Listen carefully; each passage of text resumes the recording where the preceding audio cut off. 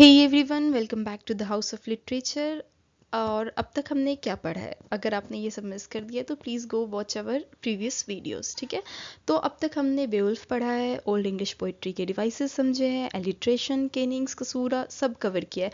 But एक चीज़ जो हम नहीं कवर कर पाए थे वो है context, which is why did Beowulf's heroes fight for glory and not money? Why was the mead hall so important? Why does Old English poetry feel so heavy and sad, and why is there both paganism and Christianity in the same poem? ठीक है, तो ये अब सब समझना है तो Anglo section world को समझना पड़ेगा, और आज हम यही करेंगे। एक इंपॉर्टेंट बात पहले समझ लो, जो स्टूडेंट्स स्किप करते हैं स्टूडेंट्स और बाद में वो रिग्रेट करते हैं, दैट इज कॉन्टेक्स्ट।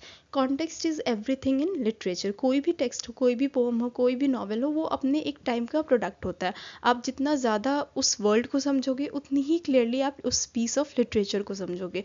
तो आज हम एंग्लो सेक्सन वर्ल्ड को समझेंगे, which is from 450 CE to 1066 CE। ठीक है, तो चलो फिर हम शुरू करते हैं। पहले हम ओवरव्यू देखते हैं, एक सिंपल एग्जांपल से शुरू करते हैं। अगर मैं तुम्हें कोई लेटर दूँ और वो सिर्फ ये कहता हो कि मैं बहुत डरी हुई हूँ, अंधेरा है, कोई आवाज़ आ रही है बाहर से, और तुम अगर जानते हो कि ये, और तुम नहीं जानते कि ये लेटर कब लिखा गया है, कहाँ से आया है, तो ये सिर्फ एक स्केरी मैसेज लगेगा। ठीक है, बट अगर मैं तुम्हें ये बता दूँ कि ये लेटर एंग्लो सेक्सन के वॉरियर ने 800 CE में लिखा है, जब वाइकिंग्स रेड कर रहे थे, तो वो लेटर कंप्लीटली अलग फील होगी तुम्हें। ठीक है, तो यही कॉन्टेक्स्ट है। एंग्लो सेक्सन पीरियड में क्या था? ट्राइबल किंगडम्स थे, वॉरियर की लॉयल्टी थी, पैगन रिलीजन था जो कि धीरे धीरे क्रिश्चियनिटी में बदल गया, और एक रिच ओरल कल्चर थी। ठीक है, और बेवुल्फ का हर एक element, let it be kennings, alliterations, elegiac tone, comitatus, इस वर्ड से डायरेक्टली कनेक्टेड है। तो आज हम इस वीडियो में क्या क्या समझेंगे। फर्स्ट ये कि एंग्लो सेक्सन कौन थे, कहाँ से आए थे, मीड हॉल का कल्चर क्यों सिग्निफिकेंट है, क्रिश्चियनिटी ने लिटरेचर को कैसे बदला, और ये सब एग्जाम में इन सब की कनेक्टिविटी कैसे हम बिठा सकते हैं। ठीक है, हाँ जी, तो पहला सवाल ये होना चाहिए कि एंग्लो सेक्सन कौन थे। ये नाम सुन के ऐसा लगता है कि ये स्पेसिफिक ग्रुप ऑफ पीपल थे, but actually Anglo section 3 tribe के कॉम्बिनेशन थे। एंगल्स, सेक्सन्स एंड ज्यूट्स, ये तीनों जर्मेनिक ट्राइब थे जो आज के जर्मनी और डेनमार्क के आसपास से आए थे। अब ये ब्रिटेन क्यों आए थे, तो चलो टाइमलाइन देखते हैं। 410 CE में क्या हुआ कि रोमन ने ब्रिटेन छोड़ दिया। अराउंड 400 साल रूल करने के बाद जब वो गए तो एक बड़ा ही पावरफुल वैक्यूम क्रिएट हो गया। कोई स्ट्रॉन्ग सेंट्रल गवर्नमेंट नहीं, कोई आर्मी नहीं, लैंड बहुत ही वल्नरेबल हो गई थी। तो सोचो एक सिटी जहाँ पे सडनली सारी पुलिस चले जाए, कोई गवर्नमेंट नहीं रहे, तो क्या होगा? केओस होगा। यही हुआ था ब्रिटेन में। फिर आया 449 का टाइम। एंगल्स, सेक्सन्स, ज्यूट्स, ये तीनों ही जर्मैनिक ट्राइब 5th और 6th सेंचुरी में ब्रिटेन में इन्होंने सेटल होना शुरू कर दिया। उन्होंने अलग अलग किंगडम्स बनाए, that is Northumbria, Mercia, Wessex and Kent, ये सब एंग्लो सेक्सन इंग्लैंड बन गए। ठीक है, अब नोटिस करो कि ये लोग इंग्लैंड नहीं कहते हैं, वो एंगल्स थे, एंगल लैंड। हाँ जी, एंगल लैंड से टाइम, जैसे जैसे टाइम बीतता गया वैसे वैसे एंगल लैंड से इंग्लैंड बन गया। ठीक है, अब हमारा आता है 597 CE, जब ये बहुत ही एक गेम चेंजिंग इवेंट था, जब पोप ग्रेगरी फर्स्ट ने सेंट ऑगस्टीन को भेजा था एंग्लो सेक्सन्स को क्रिश्चियनिटी में कन्वर्ट करने के लिए। चर्चेज और मोनेस्ट्रीज बनाई गई, लर्निंग और लिटरेरी सेंटर्स बनाए गए, और ये वही टाइम था जब ओल्ड इंग्लिश लिटरेचर को प्रिजर्व करना शुरू किया था। हम क्रिश्चियनिटी के बारे में डिटेल में आगे बात करेंगे, बट अभी याद रखो कि 597 CE में क्रिश्चियनिटी ऑफिशियली आ गई थी। ठीक है, अब 793 CE में क्या हुआ था? वाइकिंग्स ने रेड करना शुरू कर दिया था। लिंडसफर्न करके एक बहुत ही फेमस मोनेस्ट्री थी नॉर्थ इंग्लैंड में, तब वहाँ पे वाइकिंग ने सडनली अटैक किया, मॉन्क्स को मारा, लाइब्रेरी जलाई, सब लूट लिया। ये एंग्लो सेक्सन इंग्लैंड का एक बहुत ही ट्रॉमेटिक शॉक था, और वाइकिंग्स वहाँ रुके नहीं, अगले 200 साल तक वो रेड चलती रही। इसका असर वहाँ के लिटरेचर पे भी पड़ा। वो फियर, वो लॉस, अबैंडनमेंट, अनसर्टेनिटी, ये सारी चीज़ें वहाँ की एल्जाइक टोन में दिखती है। अब आता है टाइम 871 CE का, that is the year of Alfred the great. ठीक है, अल्फ्रेड द ग्रेट ने एंग्लो सेक्सन किंगडम्स को यूनिफाई किया, और लिटरेरी और वर्नाकुलर राइटिंग को प्रमोट भी किया था। ये वो किंग थे जिन्होंने लिटरली स्कूल बनवाया था और ओल्ड इंग्लिश को बुक्स में कन्वर्ट करवाना शुरू किया था, मतलब लिखवाना शुरू किया था। लिटरेचर को सर्वाइव करने में अल्फ्रेड का एक बहुत ही बड़ा हाथ था। ठीक है, फिर आता है टाइम 10 1066 CE का battle of Hastings with normal conquest. अब क्या हुआ, एक बैटल ने सब कुछ बदल दिया। नॉर्मल विलियम ने इंग्लैंड पे अटैक किया और एंग्लो सैक्सन किंग हेरोल्ड को हरा दिया। और finally this is the moment when Anglo Saxon period came to an end. 1066 CE is end of Anglo Saxon England. ये डेट याद रखना, एग्जाम में डायरेक्टली क्वेश्चंस आते हैं यहाँ से। अब आता है सबसे interesting part, that is Anglo Saxon culture. ये सेक्शन डायरेक्टली बेवुल्फ से कनेक्ट होता है, हर एक पॉइंट को ध्यान से पढ़ना, ठीक है। तो फर्स्ट पॉइंट है हमारा, फर्स्ट कल्चरल पॉइंट है हमारा द मीड हॉल। पहले एक बेसिक क्वेश्चन समझो, मीड क्या होता है। मीड एक फर्मेंटेड अल्कोहलिक ड्रिंक था जो हनी वाटर और ईस्ट से बना होता था। लोकली इसे हनी वाइन कहते थे। और मीड हॉल क्या हो गया, वो जगह जहाँ पिया जाता था। बट एक्चुअली मीड हॉल सिर्फ एक बार नहीं थी। Mead hall Anglo Saxon world का एक सेंटर था, सिर्फ एक बिल्डिंग जो पीने की जगह नहीं, एक फोकल पॉइंट पूरी सोसाइटी का। यहाँ इंपॉर्टेंट डिस्कशंस होते थे, सेलिब्रेशंस होती थी, वॉरियर्स रात को सोते थे, यहाँ लॉर्ड अपने रिचेस शेयर करते थे, ठीक है। तो सोचो अगर आज की हम कॉन्टेक्स्ट में बात करें तो एक ऐसी जगह जहाँ office, cafeteria, celebration hall, sleeping quarters और पार्लियामेंट सब एक जगह हो, that is mid hall for them. ये वॉरियर्स के लिए सबसे सेफ जगह होती थी पूरी किंगडम में, एक कह सकते हो kind of bright spot in the darkness, ठीक है। अब बेवुल्फ से कैसे कनेक्शंस हैं। हेरोड रॉथकर का जो मिड हॉल था एग्जैक्टली इसी रीजन की वजह से बनाया हुआ था। और ग्रेटगन ने जब हेरोड को अटैक किया तो वो सिर्फ एक बिल्डिंग नहीं अटैक करता है, वो पूरी सिविलाइजेशन को अटैक कर रहा है। ये चीज़ उससे हॉरिफाइंग बनाती है। और जब हेरोड डिस्ट्रॉय होती है तो वो एक सोशल कोलैप्स रिप्रेजेंट करता है, सिर्फ प्रॉपर्टी डैमेज नहीं। तो जब भी तुम्हारे को एग्जाम में मीड हॉल का मेंशन है या हेरोड का मेंशन है तो ये चीज़ ज़रूर लिखना, the mead hall represents the centre of Anglo Saxon society, its destruction symbolises social collapse, ठीक है। सेकेंड पार्ट हमारा आता है the scop which is also pronounced as shop, ठीक है। बार्ड, सिंगर जो कह लो। क्रिश्चियनिटी आने से पहले जो शॉप होते थे वो कलेक्टिव मेमोरी को सॉन्ग के जरिए रिप्रेजेंट किया करते थे और काइंड ऑफ प्रिजर्व भी किया करते थे। वो मैन्युस्क्रिप्ट से नहीं पढ़ते थे, वो परफॉर्मेंस में कंपोज किया करते थे, फॉर्मुलाइक फ्रेजेस यूज़ करते थे, कैनिंग्स, एलिट्रेशंस, इन सब का यूज़ किया करते थे। सोचो ये कितना अमेजिंग है कि कोई बुक नहीं है, कोई पेपर नहीं है, हज़ारों लाइन्स की पोइट्री और सिर्फ एक चीज़ है, दैट इज़ देयर मेमोरी, ठीक है। और वो ये मीड हॉल में ही प्रेजेंट किया करते थे in front of warriors and in front of fire, ठीक है। और ये जब ये पोएट्री परफॉर्म हुआ करती थी तो हार्प बजता था, कसूरा पे रुकते थे, एलिट्रेशन से रिदम बनता था। ये वो कॉन्टेक्स्ट है जिसमें बेवुल्फ से भी कनेक्टिविटी आप फील करोगे।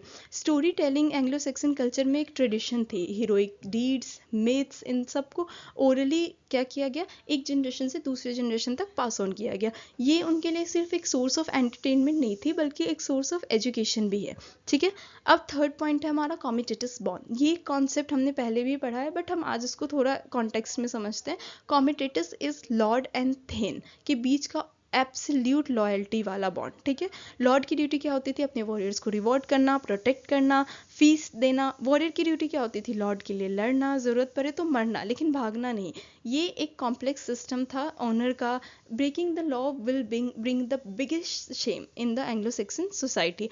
अब बेवुल्फ से हम कनेक्टिविटी दिखाते हैं कि रॉथकर की हेल्प करने बेवुल्फ क्यों आते थे, because of comitatus. Wiglaf dragon fight में बेवुल्फ के साथ अकेला क्यों खड़ा हुआ, बिकॉज ऑफ कॉमिटेटस। और एक इंपॉर्टेंट आगे पॉइंट बन गया, ठीक है। तो ये एक सोशल रूल नहीं थी बल्कि एक मोरल लॉ था, किसका, एंग्लो सैक्सन सोसाइटी का। अब हमारा नेक्स्ट पार्ट है पेगनिज्म प्लस क्रिश्चियनिटी। ये सबसे इंटरेस्टिंग पॉइंट है स्पेशली एग्जाम के लिए। एंग्लो सैक्सन लिटरेचर एक क्रॉस रोड पे एग्जिस्ट करती है, ठीक है, पेगनिज्म एंड क्रिश्चियनिटी के बीच में।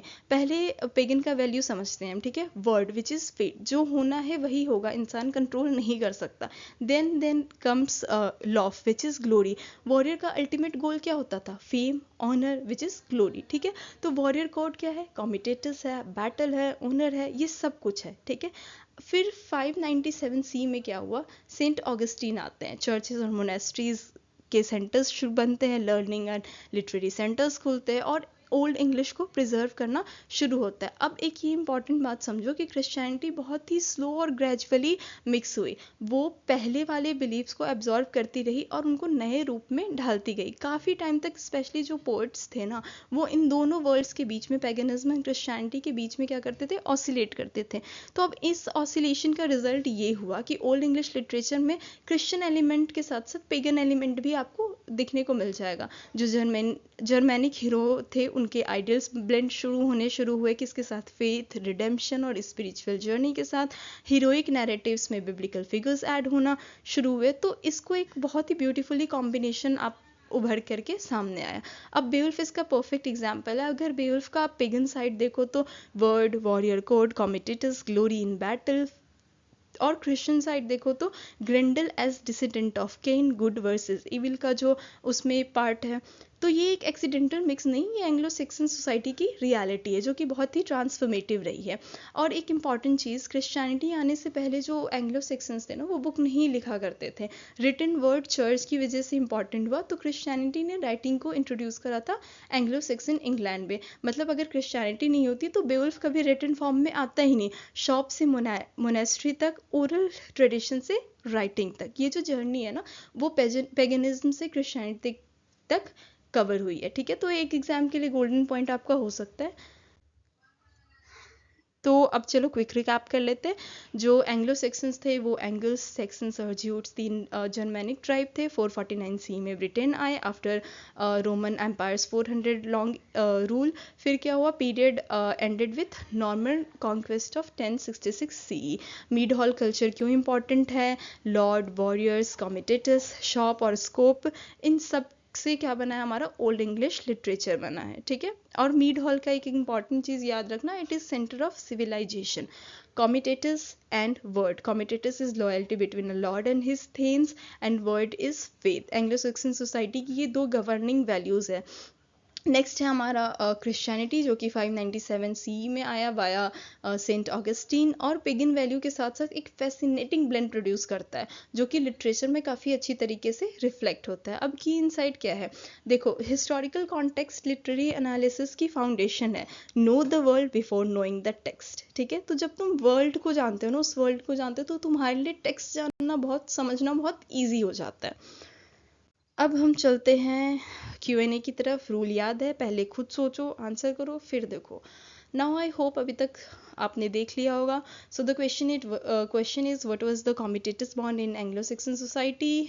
There are 4 options, so the answer is clearly B, the warrior code between a lord and his thanes. Next question is what was considered the greatest shame in Anglo-Saxon society. तो जैसा अभी हमने पढ़ा ही है, अभी just पढ़ा है, that is C, the breaking the bond between a lord and his thane. Last but not the least, who was the scope or shop in Anglo-Saxon society? तो answer is B, a court poet and oral historian. तो इनका क्या काम होता था, इनको आप कह सकते हो चलती फिरती library of Anglo Saxon society, because obviously बहुत लंबे लंबे फॉर्म्स इनको याद करने होते थे, एंड देन इनको प्रेजेंट भी करना होता था। अब हम चलते हैं लॉन्ग आंसर क्वेश्चंस की तरफ। तो अभी मैंने स्ट्रक्चर वाला पार्ट अभी भी नहीं किया। I am so sorry for anyone who is preparing for UPSC और who is here for the answer writing part. I am so sorry, अभी मैंने स्ट्रक्चर शुरू नहीं किया। Just want you to get acquainted with the important और significant parts first, and then I will be structuring the answers. तो मैं एक काम करूँगी, थोड़े अच्छे खासे अगर इस पे चीज़ें रिस्पॉन्स आ गई सही से, तो I add a few notes जहाँ पे मैं एक छोटा सा माइंड मैप्स के साथ साथ एक अलॉन्ग आंसर्स सेक्शन भी बना दूंगी। ठीक है, तो हम पहले क्वेश्चन देख लेते हैं। Literature is the product of its cultural moment, discuss with reference to the relationship between Anglo Saxon society and Old English literature. तो एक ये बहुत ब्रॉड क्वेश्चन है, और अभी तक जो हमने आज पूरा पढ़ा है, इसका पूरा आंसर यहीं से स्ट्रक्चर होगा। ठीक है, तो ओपनिंग लाइन में हम थोड़ा एंग्लो सेक्सन सोसाइटी और ओल्ड इंग्लिश के बारे में बता सकते हैं कि कैसे ओरली ये कनेक्टेड था, एंड देन फिर क्रिश्चियनिटी के आने के बाद कैसे ये रिटन फॉर्मेट में आया। तो हमारा फर्स्ट पॉइंट होगा मीड हॉल, कैसे इसका कल्चरल इम्पैक्ट था उस ड्यूरेशन में। उसके बाद हमारा ये कैसे मीड हॉल रिलेटेड है शॉप और स्कोप से, और शॉप और स्कोप कैसे रिलेटेड है उस टाइम के different devices, that is alliteration, kennings और कसूरा से। ठीक है, फिर हम कॉमिटेटस को प्रेजेंट करेंगे। कॉमिटेटस में बेवुल्फ का एग्जाम्पल देंगे। वॉरियर कोड जो है, जो एंग्लो सेक्सन का सोसाइटी का मोरल कंपास हुआ करता था, उस चीज़ को भी मेंशन करेंगे। फिर हमारा आएगा क्रिश्चियनिटी और रिटन लिटरेचर। तो कैसे क्रिश्चियनिटी ने इंट्रोड्यूस किया रिटन फॉर्म ऑफ लिटरेचर, और कैसे इसकी वजह से बहुत सारी piece of literature including Beowulf भी आज तक प्रिजर्व हो पाए। अब क्लोजिंग लाइन में हम क्या करेंगे कि एंग्लो सैक्सन लिटरेचर को हम merely a set of cultural movement नहीं, it is produced and shaped by those cultures हम दिखाएंगे। तो क्योंकि हमने अभी मिडॉल कल्चर देख लिया, पेगनिज्म से क्रिश्चियनिटी का ट्रांजिशन देख लिया, ओरल से रिटन का देख लिया, सोसाइटी में कैसे कॉमिटेटिव बॉन्ड का इंपॉर्टेंस था, शॉप और स्कॉप की क्या इंपॉर्टेंस थी, वो सब देख लिया। तो ये क्या उस टाइम का कल्चर था जो उस टाइम के लिटरेचर को रिप्रेजेंट करता था। ठीक है, तो एग्जाम में अगर ये सारी चीज़ें यूज़ कर लोगे तो that will be more than enough. हाँ जी, तो now that's a wrap. Context is the foundation and now you have it. तो आज हमने बहुत कुछ कवर किया है, बट बहुत शॉर्ट में कवर किया है। तो मेरे को क्योंकि ये बताना था आपको ये चीज़, तो इसलिए मैंने ये वीडियो बनाई।